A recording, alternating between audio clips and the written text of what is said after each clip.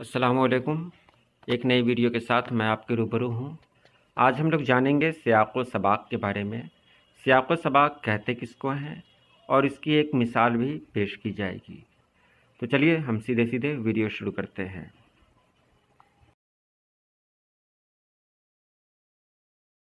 सियाक़ व सबाक़ का मतलब है नस्र की तशरीह। इसमें इक़्तिबास के आगे पीछे की बातों को शामिल करना होता है। जिस तरह आप शेर की तशरीह करते हैं उसी तरह नस्र की भी तशरीह की जाती है। उसमें बताया जाता है कि ये कहाँ से लिया गया और इसका मकसद क्या है। यही सब बातें सियाक़ व सबाक़ में होती हैं। तो यहाँ देखें इक़्तिबास क्या है। अगर हालात की रफ़्तार क़ैद-ओ-बंद का बाअस होती है तो इस हालत की रुकावटें और पाबंदियाँ दूसरों के लिए अज़ियत का मौजिब होती है, मेरे लिए यकसुई और बख़ुद मशगूली का ज़रिया बन जाती है और किसी तरह भी तबीयत को अफसुर्दा नहीं कर सकती।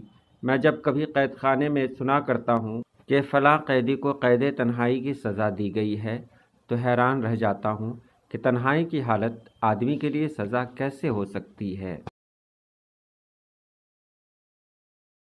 तो इसकी तशरीह करेंगे हम सियाक़ व सबाक़ के हवाले से कि पेश नज़र इक़्तिबास मौलाना आज़ाद के शामिल निसाब ख़ुतूत में पहले ख़त से माख़ूज़ है और ये ख़ुतूत ग़ुबार ख़ातिर से लिए गए हैं जो मौलाना आज़ाद के ख़ुतूत का मजमूआ है।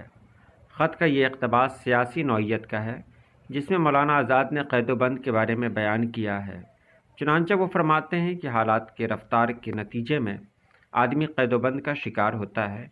यानी मौलाना आज़ाद क़ैद-ओ-बंद नहीं चाहते थे, लेकिन हालात के नतीजे में उन्हें क़ैद की मुसीबत से दो चार होना पड़ा। लेकिन उन्होंने क़ैद-ओ-बंद को दीगर मसरूफ़ियत और वजह सुकून का ज़रिया बना लिया। वो फरमाते हैं कि जब सुनता हूँ कि फ़लाँ क़ैदी को तन्हाई की सज़ा दी गई है तो हैरान रह जाता हूँ कि तन्हाई की हालत सज़ा कैसे हो सकती है। अगर दुनिया इसी को सज़ा समझती है तो ऐसी सज़ाएँ तो ज़िंदगी भर के लिए हासिल की जा सकती हैं। यानी इस इक़्तिबास में क़ैद-ओ-बंद को तन्हाई का मुतरादिफ़ करार दिया गया है।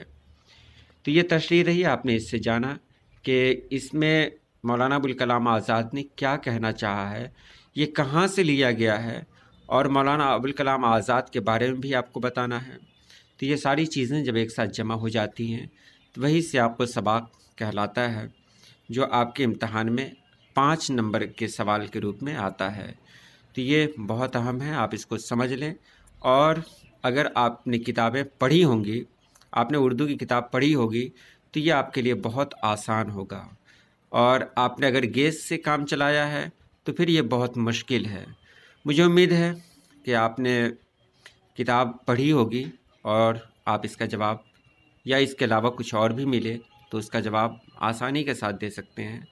चलिए आज के लिए इतना ही। अल्लाह पाक आप सभी लोगों को खुश रखे, आबाद रखे। अल्लाह हाफिज़।